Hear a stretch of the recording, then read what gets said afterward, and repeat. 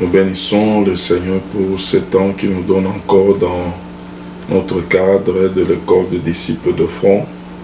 Sans plus tarder, nous voulons prier pour recommander ce moment à la grâce de Dieu. Seigneur, nous te sommes infiniment reconnaissants. Merci pour ce temps. Merci Saint-Esprit de nous conduire du début jusqu'à la fin et de disposer nos cœurs. C'est au nom de Jésus-Christ que nous avons ainsi prié. Amen. Nous sommes à notre 35e séance aujourd'hui et nous parlons de la qualité d'un disciple de front. Nous sommes toujours à notre 11e qualité et nous avions dit un disciple de front, c'est quelqu'un qui vit selon le temps d'en haut. Et nous sommes en train de parler tout autour de signes précurseurs avant l'avènement du Seigneur. Et nous avions vu déjà 3 signes précurseurs. Premièrement, nous avions vu l'apostasie. Deuxièmement, la manifestation de l'esprit du temps de Noé et de Lot. Et troisième signe précurseur, c'était la séduction que nous avions vue à la séance passée. Aujourd'hui, nous voulons voir un 4e signe précurseur. Il s'agit de guerre et de bruit de guerre. De guerre et de bruit de guerre. Nous voulons lire Matthieu chapitre 24, versets 6 et 7. Vous entendrez parler de guerre et de bruit de guerre.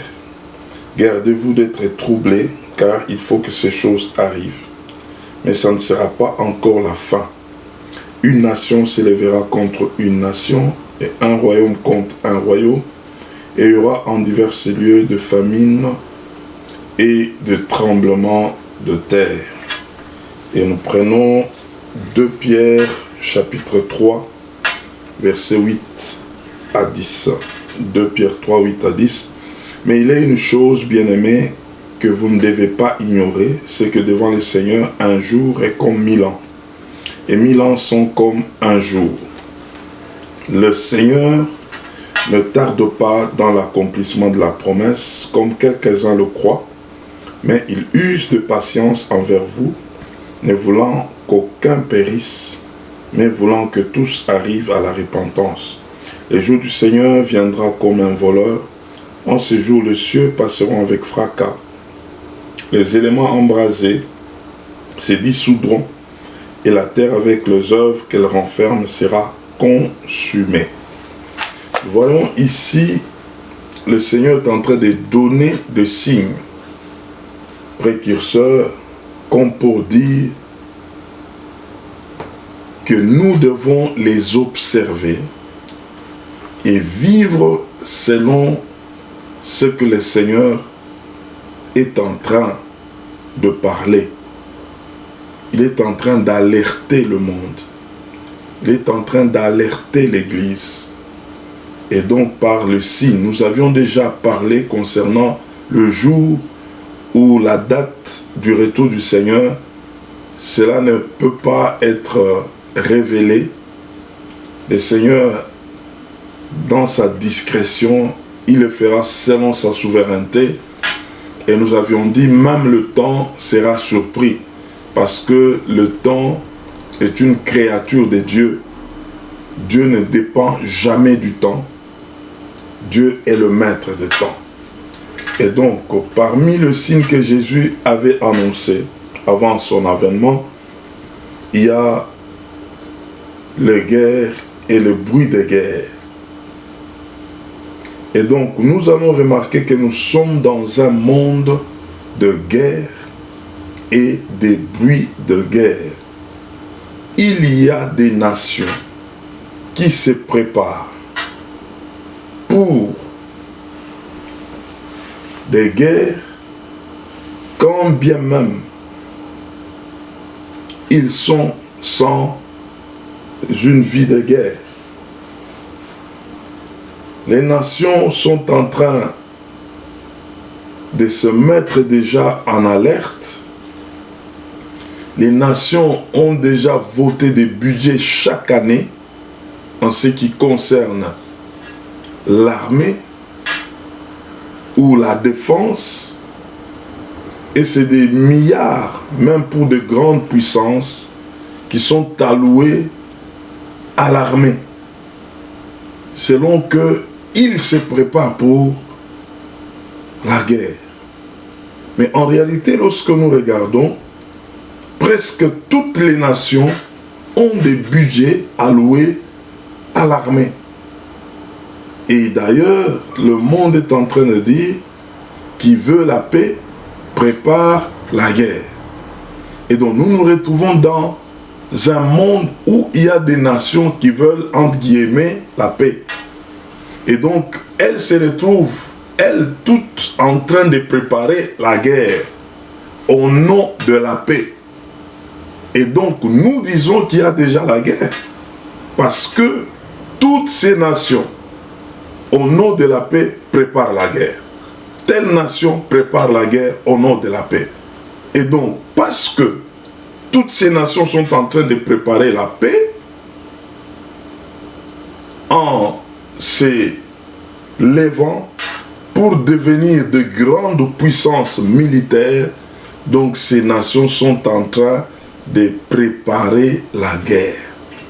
Or, lorsqu'on se prépare pour une guerre qui n'est pas encore arrivée, il arrivera toujours des moments où on cherchera à essayer ses armes,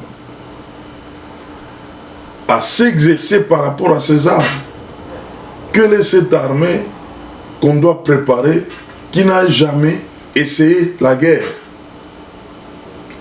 Et donc c'est comme ça que nous nous retrouvons qu'il y a autant de conflits, de nations contre nations, de pays contre pays, de royaume contre royaume, en réalité parce que tout ce qu'on est en train de mobiliser comme effort de guerre, on doit les essayer quelque part.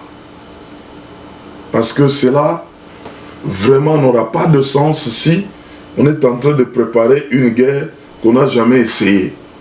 Et donc c'est comme ça que nous nous retrouvons dans un monde où il y a des guerres et des bruits de guerre. Parce qu'en réalité, on doit toujours essayer ce que l'on est en train de préparer. Alors, il y a quelque chose qui m'a amené à comprendre le fond de toutes ces choses ici dont nous sommes en train de parler, des guerres et des bruits de guerre. Jésus a dit, ces choses doivent arriver d'abord avant son avènement. Alors c'est comme ça que plusieurs disent non, comme d'ailleurs je l'ai présenté en disant ceux qui préparent la guerre, qui préparent la paix, ou ceux qui veulent la paix préparent la guerre, ils sont là en train de se préparer tous les jours. Et c'est comme ça qu'ils vivent dans un climat de guerre et nous voyons que nous sommes dans un monde de guerre.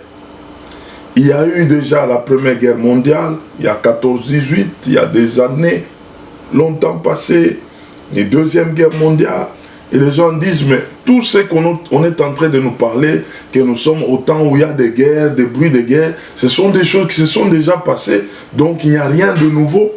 Comment on peut dire non, non, en ce temps, c'est là que Jésus veut revenir parce qu'il y a des guerres, telle nation s'élève contre telle nation. D'ailleurs, il y a déjà eu la guerre mondiale, et même deux. Comment on peut en parler encore? Parce que nous vivons en ça. Alors c'est par là que l'apôtre Pierre a bien expliqué les choses. Bien-aimés, sachez-le et soulignez-le, que Dieu n'est pas dans le temps. On ne peut pas parler du temps et en mettant Dieu dans le temps. Dieu gère le temps, Dieu n'est pas dans le temps. Les guerres, les bruits des guerres qui se sont déjà passés, pour Dieu, ça ne représente rien du tout. Mais pour l'homme, il peut dire, il y a longtemps passé, où il y avait toujours des guerres jusqu'aujourd'hui. Et donc, nous pouvons dire que non, rien n'a changé. Nous ne sommes pas au temps de la fin. Mais j'aimerais nous dire que le temps de la fin avait commencé au au jour où le Saint-Esprit était descendu sur la terre, au jour de la Pentecôte. Mais quand nous regardons la Pentecôte par rapport à ce temps ici, il y a très longtemps que la Pentecôte était inaugurée. Or, en ce temps-là déjà, c'est là que Dieu avait inauguré le temps de la fin. Mais si nous voulons le comprendre par rapport à maintenant, nous allons dire qu'il y a beaucoup d'années et donc on ne peut pas dire que nous sommes au temps de la fin parce que là, toutes les choses que nous sommes en train de voir, ces choses-là étaient déjà arrivées. Et donc je veux vous dire, et l'apôtre Pierre est en train de parler que devant Dieu, un jour peut être comparé à 1000 ans.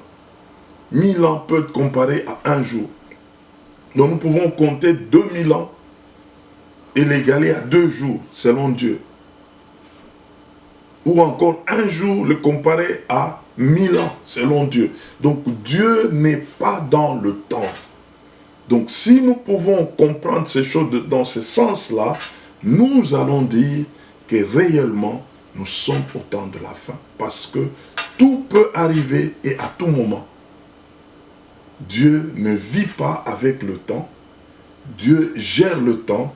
Le temps, c'est l'affaire de l'homme. Or, nous sommes en train de parler de la 11e qualité d'un disciple de front. C'est quelqu'un qui vit selon le temps d'en haut. Donc, voyons le temps de Dieu, ne voyons pas le temps de ce monde. Si tu veux voir le temps de ce monde, tu vas même dire que le retour du Seigneur, c'est comme des histoires parce qu'on a toujours parlé depuis les siècles passés, on a toujours dit, et puis ça passe, et puis ça passe. Sachez que 2000 ans pour Dieu peut compter 2 jours seulement. Donc nous allons comprendre que on ne va pas parler du temps passé, du temps lointain, non. Devant Dieu, ce n'est pas un temps lointain, ce n'est pas un temps passé, c'est comme 2 jours, c'est comme 1 jour. Donc quand nous voyons ces choses sous cet angle d'en haut, sous l'entendement du temps d'en haut, nous allons comprendre que nous n'avons plus de temps. Ce n'est pas que il y a très longtemps qu'on parle toujours de même chose. Oui, par rapport au temps de ce monde, mais par rapport au temps de Dieu, il n'y a pas très longtemps. C'est vraiment bientôt que le jour du Seigneur va venir. Et donc, si quelqu'un comprend les choses de cette manière-là, il comprendra que tout le temps dont nous sommes en train de parler, Dieu est en train d'user de la patience. Dieu est en train de patienter afin que personne ne se perde. Pour que tous nous puissions arriver à la repentance. Au lieu de parler qu'il y a très longtemps, cherche à comprendre que tout ce temps-là veut tout simplement dire que c'est la patience de Dieu. Ce n'est pas un problème où nous pouvons dire non, ça ne viendra pas parce que regarde, il y a autant de temps qui sont passés et voilà que les choses se répètent de la même manière. Non, comprends que ça c'est la patience de Dieu parce que on ne peut pas mettre Dieu dans notre temps. 1000 ans pour Dieu, c'est rien du tout. Et d'ailleurs, dans l'éternité, il y a absence du temps. Donc, comprenons que Dieu use tout simplement de patience. Dieu n'est pas dans le temps des hommes. Et donc, on ne peut pas dire que ces choses ici, il y a très longtemps, que ça s'est fait toujours de la même manière. Les guerres, les bruits des guerres, non, ce n'est pas de très longtemps. Pour Dieu, c'est comme d'hier. Donc comprenons que nous devons nous préparer. Comprenons que nous devons être vigilants parce que tout peut arriver et à tout moment. Et Dieu, quand nous retrouvons un autre jour qui arrive, bénissons le Seigneur en disant, c'est la manifestation de la patience de Dieu. Et parce que Dieu est en train de patienter, c'est que un jour aussi, Dieu va s'arrêter pour dire, c'est fini, maintenant je m'arrête avec ce monde. Et ça sera des bouleversements, ça sera des grandes surprises où des hommes vont pleurer et ça sera trop tard. Bien-aimés, comprenons ces choses et tournons-nous vers Dieu. Que Dieu bénisse sa parole. Amen. Nous voulons prier. Seigneur, nous te disons merci pour ce moment. Merci à toi qui nous parles tantôt d'une manière, tantôt d'une autre. Tu veux que nous puissions comprendre le temps dans lequel nous nous trouvons. Et toi, tu es au-dessus de ce temps. Et tu maîtrises et tu contrôles toutes choses. Seigneur, ne permets pas à l'incrédulité d'amener ton peuple, Seigneur, à vivre d'une manière, Seigneur notre Dieu, désordonnée, mais que ton peuple soit toujours debout et devant toi, en sachant que si tu ne reviens pas jusqu'aujourd'hui, c'est parce que tu uses de patience afin que personne ne se perde. Merci Seigneur de toucher ceux qui ne te connaissent pas encore, afin qu'ils confessent le Romains 19. Que tu sois béni à jamais. Au nom de Jésus-Christ, nous avons ainsi prié. Amen.